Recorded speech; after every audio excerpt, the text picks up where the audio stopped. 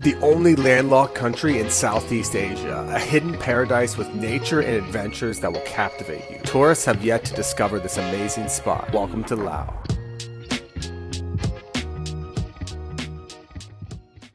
So I just landed in Laos and in the capital Vientiane.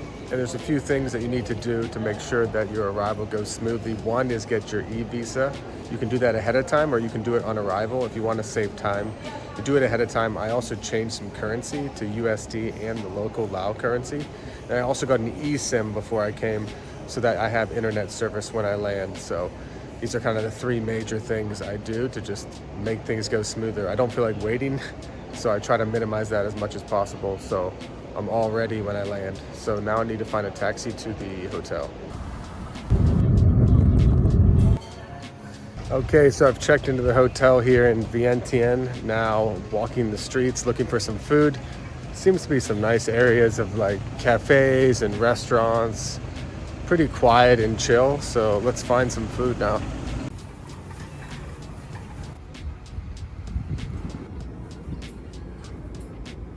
So I'm in the capital of Laos, Vientiane, and it's not like a capital city in some other countries like Bangkok or Kuala Lumpur. It's much more laid back and chill, which is good. There's a lot of restaurants and bars, but there's just a laid back, chill vibe. There's not skyscrapers or anything. It's just much more of a low-key city, which is great. It kind of reminds me of Chiang Mai in Thailand, if you've been there. Just low-key vibes, but still a lot to do. But if you're starting your trip in Laos, I would start in Vientiane, and then you can take the train and move to other cities from here. So in Vientiane, the sunset is known to be awesome. So behind me here doesn't really do it justice, but it's the Mekong River, one of the largest and longest rivers in the world. And the sunset is just amazing. So everyone comes out here along the walkway here. There's food places and watches the sunset. It's incredible. Vientiane Night Market, located along the Mekong River, is a great place to explore local culture, buy handmade goods, and taste delicious Lao street food. It is the perfect spot to experience the essence of Lao in the evening. Yeah, good morning from Vientiane. So I spent one night here last night.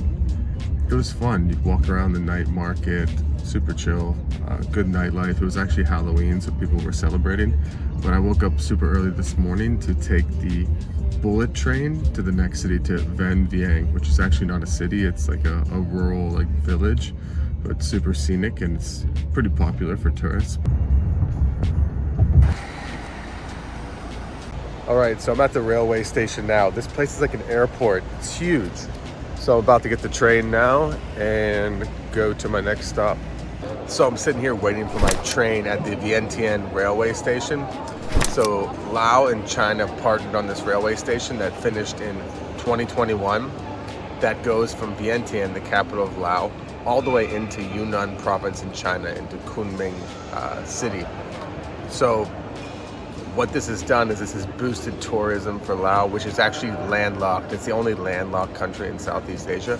So as you imagine, this has drastically boosted tourism and also allowed the locals to travel more easily. So from Vientiane to Luang Prabang, which is a northern city in Laos, it used to take like 10 to 13 hours by road, and there would be landslides and weather that would impact that. But now with this train, it takes 2 hours, and this train can go like 100 miles an hour or over 200 kilometers an hour. So I'm about to board in like 30 or 40 minutes, and we'll check it out for ourselves. All right. Boarding the train now to Vang Vieng.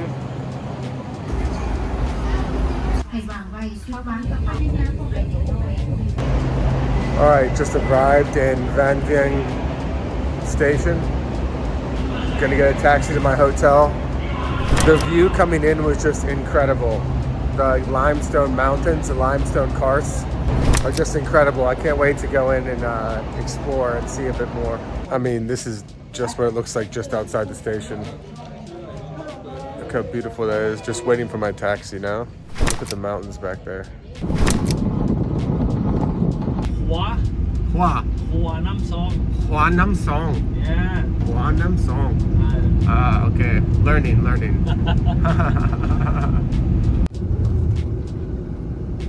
So I have a few hours before I check in to the hotel. So I'm going to go to Nam Xay Viewpoint. It's the one you've seen on Instagram with the flag and the motorbike at the top that everyone takes pictures with. So I'm gonna try to utilize my time because I only have 2 days here. So I gotta see the main stuff.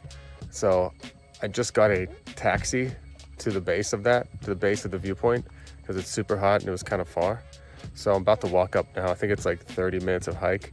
Super hot, but I don't have much time here, so I got to see what I can see.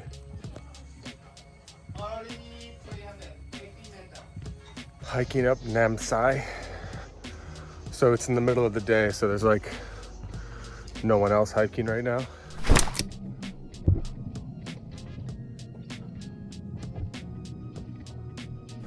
At the top of Namxay mountain, the famous one you see on Instagram with the motorbike with the flag. The view is awesome. It took about 30 minutes to go up, like 380 meters.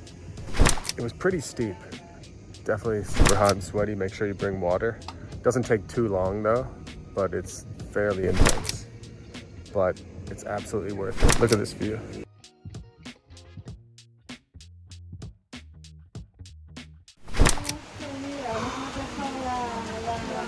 After a long hike, it's good to end it off with a beer lao. Also, it started raining as soon as I got down. Perfect timing. I would not recommend hiking Namxay when it's wet. Super slippery and dangerous. So it started pouring down rain at Namxay, but nearby there's a lagoon, and it stopped raining real quick. So I asked my driver if I can go to the lagoon because I want to check it out while I'm here. So now we're walking to the lagoon. I had to get my ticket and check my ticket. Okay, the lagoon is this way? This way? How long? How many minutes? 5 minutes? 10 minutes? Kup chai. Oh, it's crowded. Very crowded here. Walking to the lagoon. Super crowded. Everyone's swimming.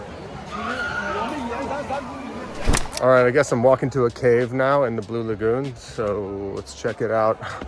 Another hiking trip. I hope it's not too long this time though. So hiking through a cave right now. There's actually no one in here. There's a sleeping Buddha and the sun is coming in over here. It's kind of cool, but the cave is super slippery. You gotta be careful. You could easily fall here. Here in Vang Vieng on the Namxay bridge. So I'm walking over the Namxay River.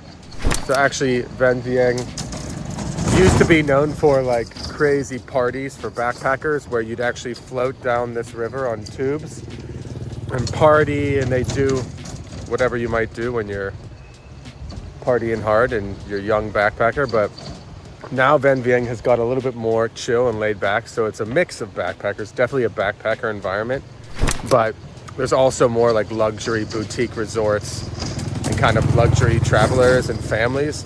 So it's more of a mix now, but it used to have a reputation as being like a top party place in Southeast Asia. Just checked into my resort in Vang Vieng. Check out this resort. Oh, it's so beautiful.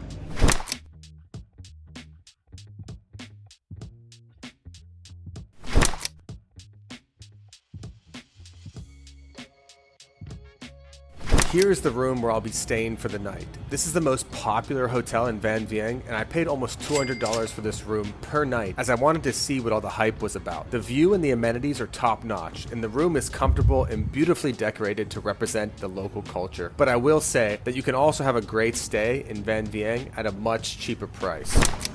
Just finished a long day of sightseeing in Vang Vieng, so I'm sitting here by the Namxay River, watching the boats go by, watching the motorbikes go across the bridge, and just catching an awesome sunset. So Vang Vieng is also known for its sunsets. I think across all of Laos is just beautiful sunsets, but taking a seat by the river is just a great way to end the day. And if you're in Vang Vieng, you need to get to a great spot to watch the sunset because it's just amazing and super chill and laid back. This is just the beginning. We are continuing to dive deeper into the heart of Laos. Get ready for the next adventure. Part 2 is coming your way very soon.